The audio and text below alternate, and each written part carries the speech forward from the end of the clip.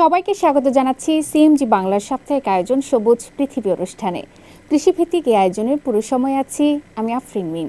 কৃষিকে ভিত্তি করে এগিয়েছে সভ্যতা, সময়ের আবর্তন আর জনমানুষের চাহিদার বিপরীতে কৃষি উৎপাদনে ক্রমে এসেছে বৈচিত্র্য।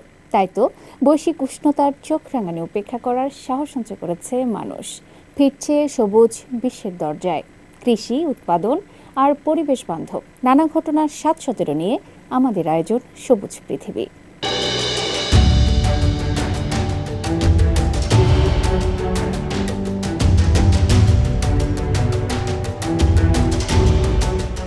উত্তর চীনের সবচেয়ে বড় মিঠা পানির জলাভূমি বাইয়াংতিয়ান ২০১৭ সালে হবেই প্রদেশের চিয়ংআন নিউ এরিয়া প্রতিষ্ঠার পর থেকে এই জলাভূমির বাস্তুসংস্থান পুনরুদ্ধার ও সুরক্ষা প্রচেষ্টা চালিয়ে যাচ্ছে প্রশাসন। এতে করে দিন দিন বাড়ছে বাইয়াংতিয়ানের পরিসীমা, বাড়ছে সেখানকার পানির গুণমান।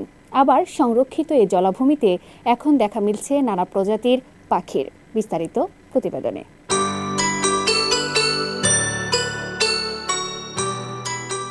চীনের হবেই প্রদেশের চিয়ংআন নিউ এরিয়ায় আছে বাইয়াংতিয়ান লেক। একসময় এই হ্রদের পানি ও পরিবেশের মান ছিল একেবারে তলানিতে। চীনের মানদণ্ড অনুযায়ী এটি ছিল পঞ্চম অর্থাৎ সবচেয়ে নিচের স্তরে। প্রশাসনের প্রচেষ্টায় ধীরে ধীরে পরিচ্ছন্ন হয়েছে এই লেকের পানি। এখন বাইয়াংতিয়ানের পানির গুণমান উঠে এসেছে ৩ নম্বর স্তরে, যার ফলে হ্রদে বেড়েছে পাখিসহ আরও কিছু জলজ প্রাণীর আনাগোনা। এসব পাখির দেখা পেতে বাইয়াংতিয়ানে প্রতিনিয়ত ভিড় করছেন পাখিপ্রেমীরা। স্থানীয়রাও হারানো প্রকৃতি ফিরে পেয়ে দারুণ খুশি। বাইয়াংতিয়ানের হ্রদের পানির গুণমান পর্যবেক্ষণ করতে আছে একটি বিস্তৃত পর্যবেক্ষণ ব্যবস্থা। এতে করে লেকের পরিবেশ ও প্রতিবেশ দুটোই আছে কড়া নজরদারিতে। চিয়ংআন নিউ এরিয়াতে আমাদের পরিবেশগত পর্যবেক্ষণ ব্যবস্থা আকাশ, ভূমি ও পানির পর্যবেক্ষণকে একীভূত করেছে। এখানে আকাশ পর্যবেক্ষণের মধ্যে রয়েছে স্যাটেলাইট রিমোট সেন্সিং, অঞ্চল পর্যবেক্ষণ করা হয় হাই স্পেকট্রাল ক্যামেরা সজ্জিত ড্রোন দিয়ে, আর ভূমি পর্যবেক্ষণে আছে মনিটরিং স্টেশন। বাইয়াংতিয়ান হ্রদ শুধু যে তার হারানো বাস্তুসংস্থান ফিরে পেয়েছে তা নয়, পাখি, জলজ ফুল ও নির্মল প্রকৃতির সান্নিধ্যে স্থানীয় প্রবীণরাও এখানে এসে নিজেদের হারানো শৈশব ফিরে পেয়ে হয়ে যান স্মৃতিকাতর। ফয়সাল আব্দুল্লাহ, সিএমজি বাংলা।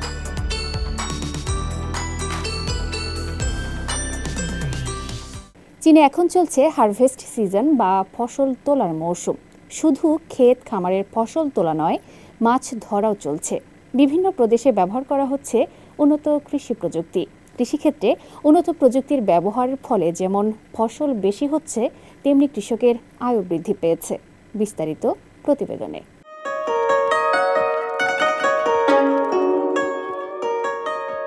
থোকায় থোকায় ঝুলছে আঙুর। চাষিরা সংগ্রহ করছেন পাকা আঙুর। বাছাই করে চলছে প্যাকেজিং। চীনের বিভিন্ন প্রদেশ ও অঞ্চলে এখন চলছে ফল ও ফসল তোলার পালা। শান্তং প্রদেশের ফিংটু সিটিতে আঙ্গুর ফল সংগ্রহের মৌসুম এসেছে। এই বছর আঙ্গুরের ফলন ভালো হয়েছে। প্রতি মু জমিতে ৪,০০০ থেকে ৫,০০০ কেটিস পাওয়া যাবে। আগের বছরের তুলনায় দাম ১ ইউয়ানের বেশি বেড়েছে। আর একটি বাম্পার ফলনের বছর পাচ্ছে। উন্নত প্রযুক্তি ও বৈজ্ঞানিক পদ্ধতির কারণে চীনের ফল, ফসল, মাছ উৎপাদন বেড়েছে। হারভেস্টে ব্যবহার করা হচ্ছে উন্নত প্রযুক্তি। বাজারজাতকরণেও সুবিধা হয়েছে। উন্নত যোগাযোগ ব্যবস্থার কারণে ফল ও ফসল দ্রুত বাজারে পৌঁছানো সম্ভব হচ্ছে। কানসু প্রদেশের কান্নান টিবেটান অটোনোমাস প্রিফেকচারে ফসলের ক্ষেত। হারভেস্টার মেশিনের মাধ্যমে চলছে ফসল তোলা। ২৯,০০০ মু বা ১৯,৩33.৩ হেক্টর জমিতে বার্লির ফসল সংগ্রহ করা হচ্ছে। উচ্চভূমির বার্লি চাষে কানসু ভালো সাফল্যের পরিচয় দিয়েছে। উচ্চমানের ফসল উৎপন্ন হচ্ছে এখানে। একই সঙ্গে কৃষিক্ষেত্রে আধুনিক যন্ত্রপাতির ব্যবহার ফসল তোলায় খরচ কমাচ্ছে, দ্রুত কাজ সম্পন্ন করছে। বৈজ্ঞানিক ও প্রযুক্তিগত চাষাবাদ অনুশীলন উল্লেখযোগ্য সাফল্য দেখিয়েছে, যার ফলে এই বছরের ফসল উৎপাদনের পরিমাণ যথেষ্ট বৃদ্ধি পেয়েছে। পূর্ব চীনের চিয়াংসি প্রদেশের ফুচৌ সিটির লিয়ান কাউন্টিতে ধান খেতে মাছের চাষের মতো সমন্বিত চাষ পদ্ধতি অবলম্বন করা হচ্ছে। ধান ক্ষেত থেকে মাছ ধরা চলছে। এর ফলে কৃষকের বাড়তি আয় হচ্ছে। প্রতি মু পরিমাণ জমিতে প্রায় 30 কেটি মাছ ধরা যায়। বর্তমানে প্রতি কেটি তাজা মাছের বাজার মূল্য 50 ইউয়ান। এর ফলে প্রতি মু জমি থেকে কৃষকের বাড়তি আয় হচ্ছে প্রায় 1500 ইউয়ান। সাম্প্রতিক বছরগুলোতে লিয়ান কাউন্টি এই সমন্বিত চাষ পদ্ধতি অবলম্বন করে বেশ লাভের মুখ দেখেছে। এখানে 30,000 মুর বেশি জমিতে ধান ও মাছ চাষ করা হচ্ছে। এর ফলে একই পরিমাণ জমিতে একই সঙ্গে ধান ও মাছ চাষ করা সম্ভব হচ্ছে ও দ্বিগুণ উৎপাদন করতে পারছে কৃষক। অত্যাধুনিক প্রযুক্তির ব্যবহারে এভাবে কৃষি উৎপাদন বৃদ্ধি পাচ্ছে চীনের বিভিন্ন প্রদেশ ও অঞ্চলে। শান্তা মারিয়া, সিএমজি বাংলা। পূর্ব আফ্রিকার দেশ তানজানিয়া দীর্ঘদিন ধরে কৃষি ও পুষ্টির চ্যালেঞ্জ মোকাবিলা করে আসছে। দারিদ্র্য হ্রাস এবং স্বয়ংসম্পূর্ণতা অর্জনের লক্ষ্যে দেশটি কৃষি উৎপাদন বাড়াতে এবং খাদ্য নিরাপত্তা নিশ্চিত করতে সর্বদা চেষ্টা করে চলছে। এই প্রেক্ষাপটে চীনের একটি কৃষি বিশ্ববিদ্যালয়ের প্রকল্প তানজানিয়ার কৃষিখাতে নতুন এক আলোর সঞ্চার করেছে। বিস্তারিত প্রতিবেদনে।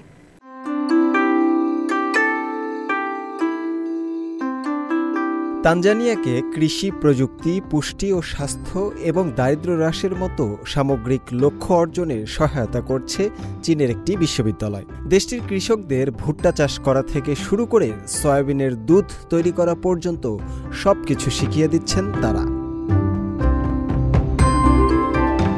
চীন থেকে 8000 কিলোমিটারেরও বেশি দূরে পূর্ব আফ্রিকায় অবস্থিত তানজানিয়া একটি কৃষি প্রধান দেশ। মোরোগোরো দেশটির একটি প্রধান কৃষি প্রদেশ, যেখানে ভুট্টা প্রধান খাদ্যশস্য। যদিও স্থানীয় ভুট্টার ফলন চীনের তুলনায় 1/5 মাত্র।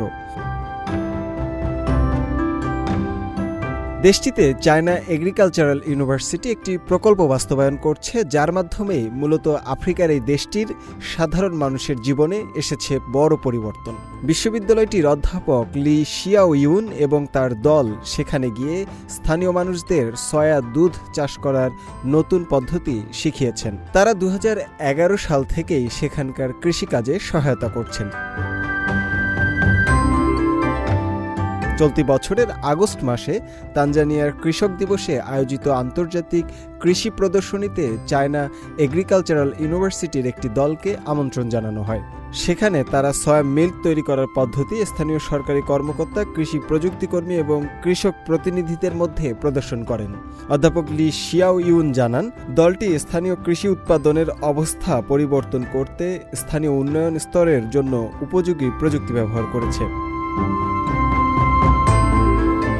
2021 সালে লি এবং তার দল আনুষ্ঠানিকভাবে ছোট বিন বেশি পুষ্টি শীর্ষক একটি প্রকল্পও চালু করেন। এই প্রকল্পের আওতায় ভুট্টা এবং সয়াবিন চাষ পদ্ধতি তুলে ধরেন। পাশাপাশি তারা স্থানীয়দের কাছে সয়া মিল্ক, বিন কেক এবং বিন ফিডের মতো সয়া খাদ্য উৎপাদন ও প্রক্রিয়াকরণ পদ্ধতিও তুলে ধরেন। এই পদ্ধতিটা কৃষকদের জন্য একটা সম্পূর্ণ প্যাকেজের মতো। এটা শুধু বীজ বপন করে শেষ না, বরং গাছকে ঠিকভাবে পুষ্টি দেওয়া, ছোট ছোট যন্ত্রপাতি ব্যবহার করে অনেক বেশি ফসল উৎপাদন করা এবং ছোট বিন থেকেও অনেক বেশি পুষ্টি পাওয়ার ব্যবস্থা। এভাবে কৃষকরা অনেক বেশি আয় করতে পারবেন। ইতোমধ্যে স্বাদ এবং পুষ্টির কারণে তানজানিয়ার স্থানীয় মানুষের কাছে জনপ্রিয় হয়ে উঠেছে সয়া মিল্ক। সয়াবিন চাষ করে অনেক কৃষক তাদের আয়ও বাড়িয়েছেন। তেমনি একজন কৃষক ওমারি হারিও সয়াবিন চাষ এবং সয়া দুধ বিক্রির আয় দিয়ে তিনি সফলভাবে একটি ছোট রেস্তোরাঁও দিয়েছেন। আমি চীনা দলকে ধন্যবাদ জানাতে চাই, কারণ তারা আমাদেরকে সয়াবিন চাষ ও দুধ তৈরির নতুন উপায় শিখিয়েছে। এই জ্ঞানের কারণে আমি এখন অনেক বেশি আয় করতে পারছি এবং আমার ও আমার পরিবারের জীবন আরও ভালো হয়েছে। আমি চাই অন্যরাও এই সুযোগ নিক এবং আমার মতো উপকৃত হোক। বর্তমানে চীনের কৃষি বিশ্ববিদ্যালয়টি মোরোগোরোতে গরিব মানুষের জীবনমান উন্নতিতে কাজ করছে। তারা ইতোমধ্যেই সেখানে গ্রামীণ পর্যায়ে দারিদ্র্য হ্রাস অধ্যয়ন কেন্দ্র এবং একটি ভুট্টা ও সয়াবিন প্রযুক্তি ইনস্টিটিউট স্থাপন করেছেন। এই বিশ্ববিদ্যালয়ের লক্ষ্য হল চীন যেভাবে কৃষিতে উন্নতি করেছে, দারিদ্র্য কমিয়েছে, সেই অভিজ্ঞতা আফ্রিকার দেশগুলোর সঙ্গে শেয়ার করা। তারা আফ্রিকার সঙ্গে মিলে কৃষি খাতে নতুন নতুন উপায় খুঁজতে শুরু করেছেন। অধ্যাপক লি শিয়াওইউ আরও জানালেন, তাদের পরবর্তী পদক্ষেপ হল উৎপাদন বাড়ানো এবং পশুপালন বিকশিত করা। ভুট্টা এবং সয়াবিন খাদ্য হিসেবে ব্যবহার করা যেতে পারে এবং এগুলো সয়া মিল্ক এবং সয়া পণ্য তৈরির ক্ষেত্রেও ব্যবহার করা সম্ভব, সে ধরনের ব্যবস্থা গ্রহণ করছেন তারা। পাশাপাশি কম খরচে শিল্প প্রতিষ্ঠান তৈরি করে মানবতার জন্য অভিন্ন ভবিষ্যৎ গঠন করতে চান। বিশেষ করে তানজানিয়ার সঙ্গে চীনের উন্নয়ন অভিজ্ঞতাও শেয়ার করতে চান তারা। শুভ আনোয়ার, সিএমজি বাংলা।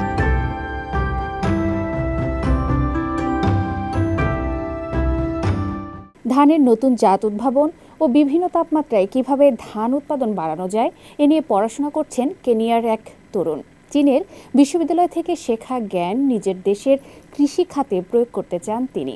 স্বপ্ন দেখছেন ধান উৎপাদন সহ কেনিয়ার কৃষি খাতকে এগিয়ে নেওয়ার। বিস্তারিত প্রতিবেদনে।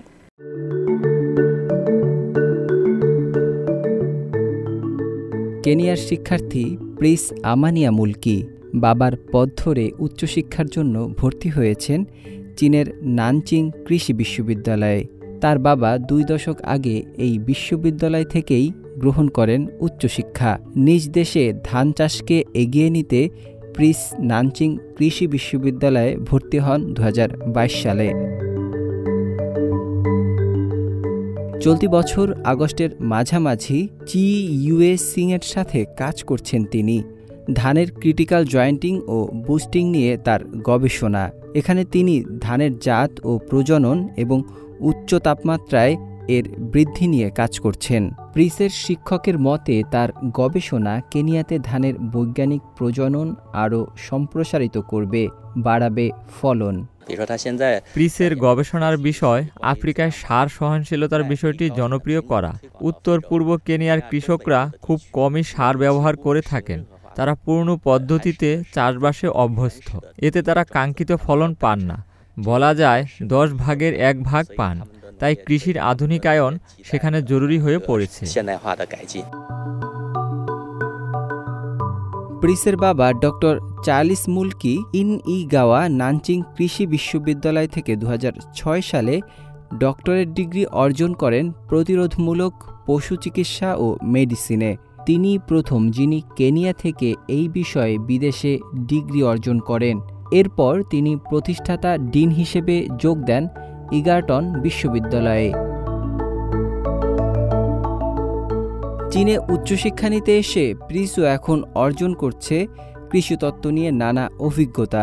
এই বছর তিনি ভ্রমণ করেছেন আনহুই প্রদেশের ছিয়াওকান গ্রামে, যেখানে তিনি স্বচক্ষে পর্যবেক্ষণ করছেন কৃষির সংস্কার ও উন্নতি। আধুনিক কৃষি প্রযুক্তি, স্থানীয় অর্থনীতি পরিকল্পনা, গ্রামীণ ব্যবস্থাপনা এবং পলিসি ফ্রেমওয়ার্ক নিয়ে পড়ছেন প্রিস। তার মতে তিনি এবং তার বাবার অভিজ্ঞতা চীন ও আফ্রিকার সহযোগিতা সম্পর্ককে আরও গভীর ও বহুমুখী করবে। সম্প্রতি নানচিং বিশ্ববিদ্যালয় প্রস্তুতি নিচ্ছেন চীন আফ্রিকা সহযোগিতার 30 বছরের বর্ষপূর্তি পালনের। বিশ্ববিদ্যালয়টি 340 জনেরও বেশি আফ্রিকান শিক্ষার্থীকে শিক্ষাদান করেছে।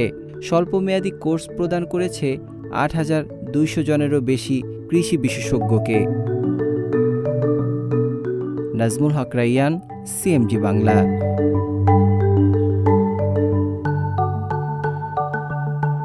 প্রিয় দর্শক, আমরা অনুষ্ঠানের একদম শেষ পর্যায়ে চলে এসেছি।